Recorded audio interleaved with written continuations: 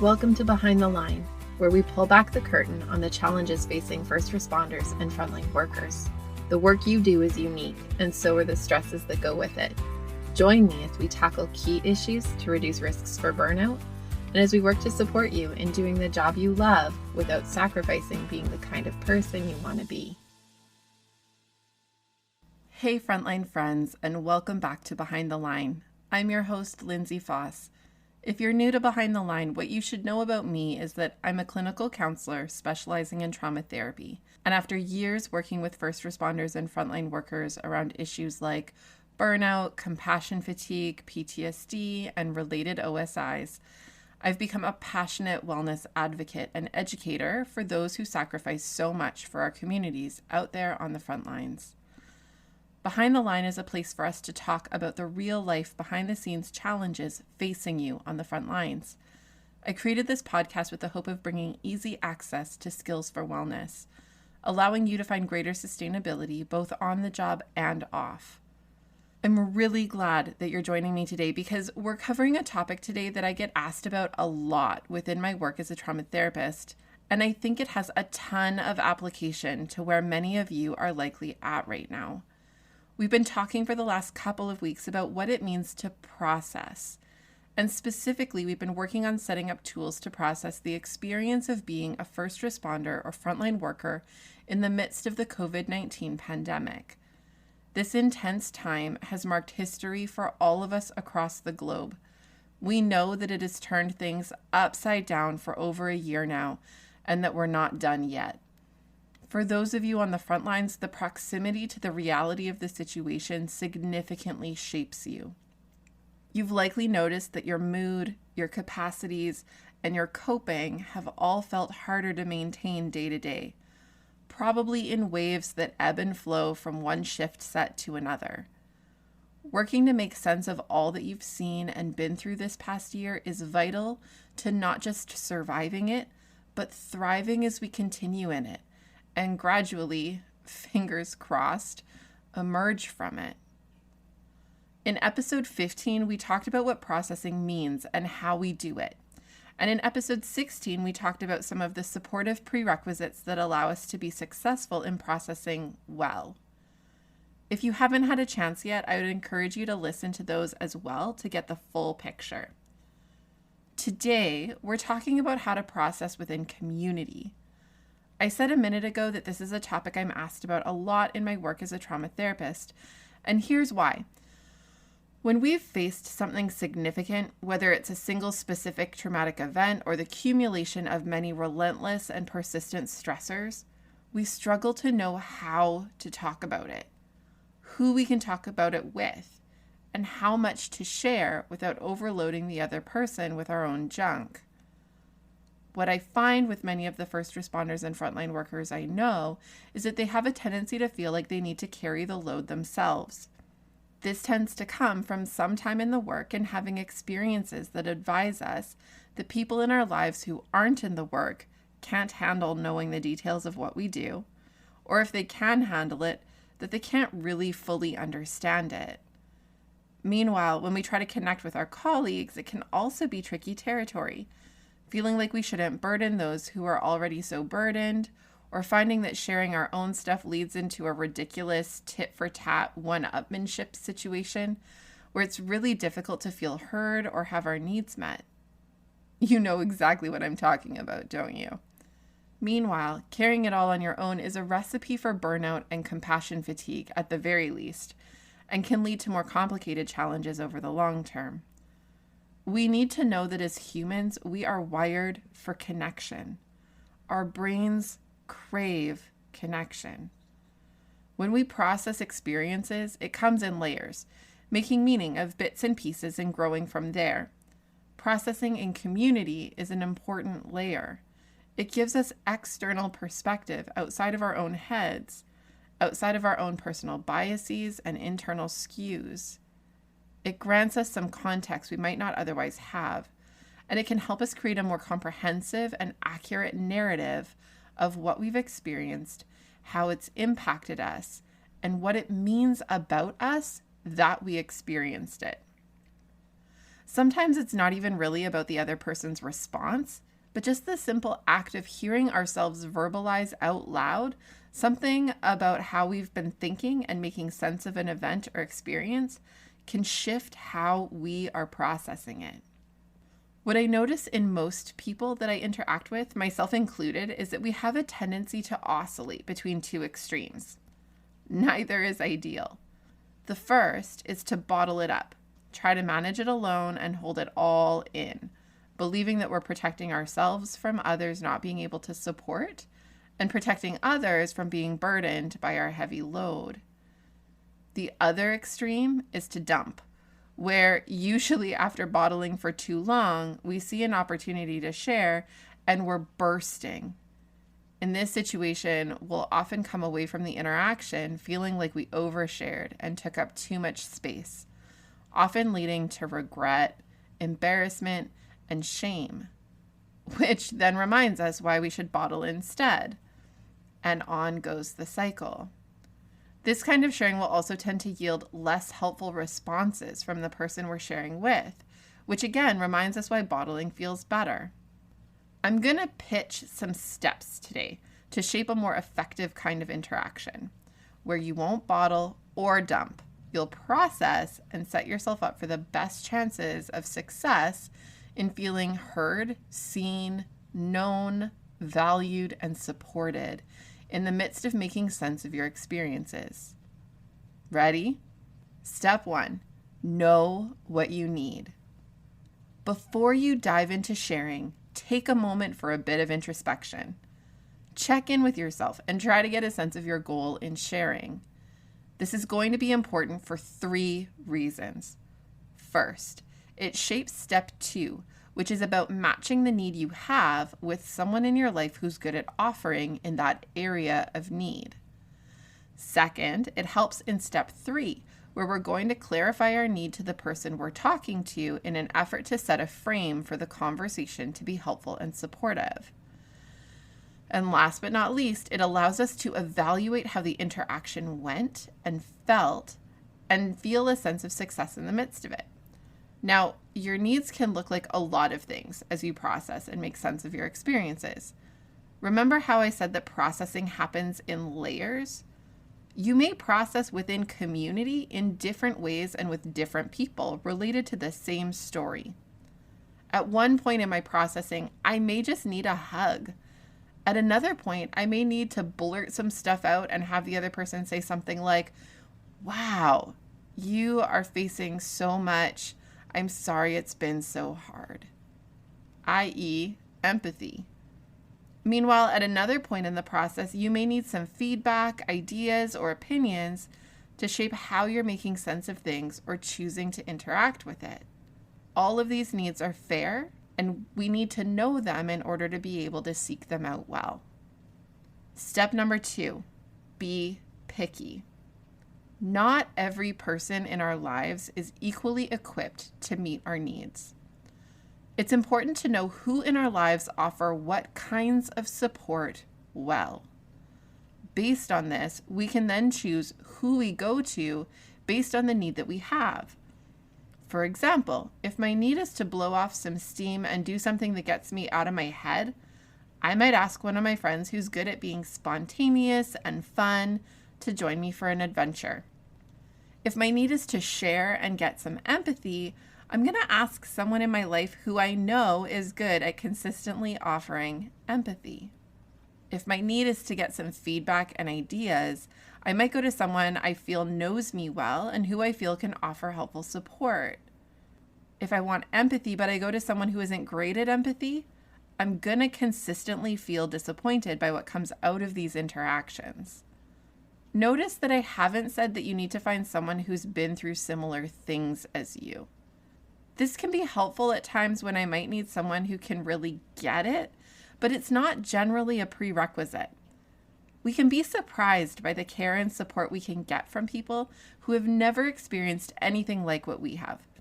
Sometimes that can actually be really helpful in offering a contrasting perspective of who they see us as being, because they see you through a different frame of reference. The skill the person has is going to matter more than the similarities their story shares with your own. So keep that in mind when you're being picky and choosing someone to meet your needs. Step 3, preempt with what you need or expect. This is probably the most significant thing you can do to help set an interaction up for success in offering you the support you need. Often, we have a sense of what we're needing, but we go into the interaction without making this explicit, and then feel disappointed, frustrated, or unsupported when the response isn't what we wished for. For example, when I need to be heard and have someone empathize with what I'm going through, but instead their response is to try to brainstorm fixes and practical solutions, I find that really difficult. But it's a bit on me for A, going to a person whose skill leans more toward practical solutions than being able to hold emotional space and empathize, and B, not making it clear that my need from them was empathy rather than problem solving. Remember that step 1 was knowing our need, which then shapes who I go to, who I know has the skill to offer that need, and then this step where we make explicit our need to that person. This helps to set the interaction up for the best possible success in actually meeting my need. Generally, people want to care for us well, but they don't have the ability to read minds. So if we're not clear about our need, they may take a stab in the dark with what they think we need, but be way off base. If we lay it out clearly, the people who are invested in us will do their best to meet with you in what you're looking for. I actually do this with my husband a lot. Remember that I'm a therapist, so I empathize with people's feelings all day long, and then come home and empathize with my kids and my husband, as well as with family and friends who have their own struggles. When all is said and done, I often just need someone to do the same for me. This is not my husband's natural skill set, but he is the person I interact with the most and who witnesses my hard days. So very early in our marriage, I learned that I could preface a conversation with, "Honey, I know you're going to want to try to fix this for me and make suggestions, but I need you to know that I can handle it and solve it myself. I just really need you to hear me talk it out outside of my own head. And when I'm done, say something like, 'Wow, babe, that sounds tough. I know you'll figure it out, and I'm here for you if you need anything.'" This was completely life-altering for my personal wellness and for our marriage. And it really is that simple. Step 4, give guidelines and permission for them to say stop. One of the reasons we don't share with others is our fear of burdening people who are already carrying their own stuff. Meanwhile, I would argue that this robs people of opportunities to show up for us in ways we show up for them, which makes the relationship dynamic a bit skewed. And I think that even when people have their own stuff going on, they often have the capacity to extend care without feeling like they have to take our baggage on as their own. I often talk with people in my life about the fact that I will trust them to be their own adult and set limits with me if they need to. If they're going through something and are not currently able to hear something I need to share about, that's fine. But I need them to let me know, and then I will seek out that need with someone else who can support it. One of the ways we can help ourselves know that we aren't burdening others is by putting this conversation on the table. It's okay, and actually an amazing gesture of respect and valuing toward those who care about us, to be able to request their permission to process with them and ensure that they feel able to appropriately hold what comes up in the conversation. They may have limits they need to set for their own wellness, like limiting graphic details from our story, which is fair, and it's helpful to allow them a space to set those limits before we jump too far in. I've had times where I've just felt really full and needed to do a bit of verbal diarrhea at a friend, and I'll usually let them know in advance and offer them room to set limits around it. I've texted in advance of a coffee date something that says, "Hey, there's a lot going on right now. I may absorb a lot of space when we see each other. I hope that's okay, but let me know if you need me to contain that a bit, if you're needing to take up some space too," or something to that effect. And usually they're really okay with it because it's mutual. So it goes both ways, and it gives them permission in the future to be able to ask the same of me. It really sets up a neat interaction and relationship dynamic. Step 5, focus on the impacts rather than the story. Much of what you experience is hard for others to really understand. Or if they do understand, some of the story may actually be triggering and emotionally activating for them in ways that reduce their capacity to offer support to you. It's important to remember that processing isn't just about the story of what happened, but rather the story of what happened and how it impacted you. When you're sharing with someone else working at making meaning of your experience within your community of supporters, my suggestion would be to give the amount of detail needed for them to know what's going on, but then focus on the impacts, how it's shaped your thoughts, feelings, impacts to your body and your capacity to manage. All of this is the more fruitful stuff for the sake of processing anyway, and allows the people in your life to connect with you in the space where you've been impacted, which has more value than in the details and descriptions of the events themselves. Step 6, don't blow off what they offer about you. Western culture is brutal about concepts like humility, and it can really deprive us from allowing helpful feedback in that can shape our story through a more helpful and probably more accurate lens. We have difficulty genuinely accepting a compliment or believing that others are telling the truth when they say kind things about us. For many in law enforcement and corrections in particular, it won't just be hard to take in. Positive feedback is often seen through a lens of manipulation and a degree of skepticism that makes it impossible to internalize that it might be true. I hate that this is part of how we're trained as humans in our culture because it leaves us questioning motivations and wondering about what others really think of us instead of trusting that we sincerely matter. It leaves us feeling separate, isolated, and lonely. If you've set up an interaction where you've asked for some perspective or context or other feedback, and someone who you have identified as safe and skilled offers you feedback about you that highlights your capacities, personal characteristics, or other perceptions of you, let them in. Allow those words to sit. Don't shrug them off. Don't try to negate it with some kind of stupid self-deprecating comment. Say thank you and really allow it to enter into your thinking and processing. And last but not least, step 7, evaluate how it went and review your needs.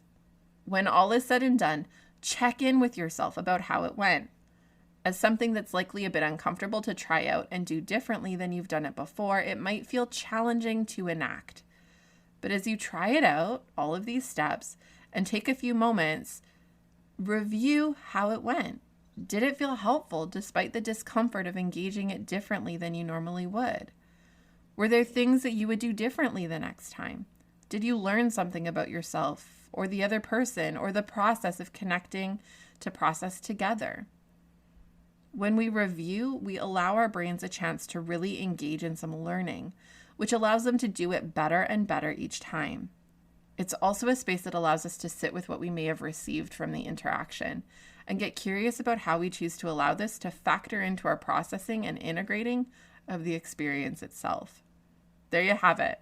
7 kind of simple-ish steps to guide processing and connection to those in your life who care about you and want to see you thrive. If this piece around connection and shaping intentional connection to bolster your wellness is something you'd like more on, I want to invite you to check out my Beating the Breaking Point training program. It's an online 7-part training around developing skills to battle burnout and enhance sustainability, both on the job and off. Along with topics like brain basics of stress and burnout, resilience, utilizing and regulating emotions, and navigating healthful coping, one of the modules of the training covers the importance and skills related to connection, specifically when working on the front lines and facing all that you face. There's also another module within the training around setting clear, healthy boundaries and skills to ensure that our connections are healthful. If you're really wanting to invest in your wellness, check it out. I'll include the link in the show notes and you can find it on my website under Learn with Lindsay. I want to mention that next week we're finishing up this month's focus on processing a pandemic with an interview with ICU nurse Courtney Jewell, who received a lot of media attention when her Facebook post criticizing COVID non-believers went viral. I'm looking forward to chatting with Courtney about her own processing as she works through this pandemic, and I really hope that you'll join us for that conversation. As always, I hope that you're finding this podcast resource helpful and that you'll share it with your friends and coworkers. The feedback and encouragement we've received has been overwhelming.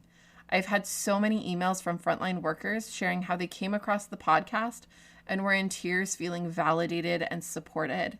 Often these bring me to tears because it feels amazing to know that this little idea that sprouted back in the fall has in such a short time grown into something that genuinely matters and makes a difference for people who give so much to this world.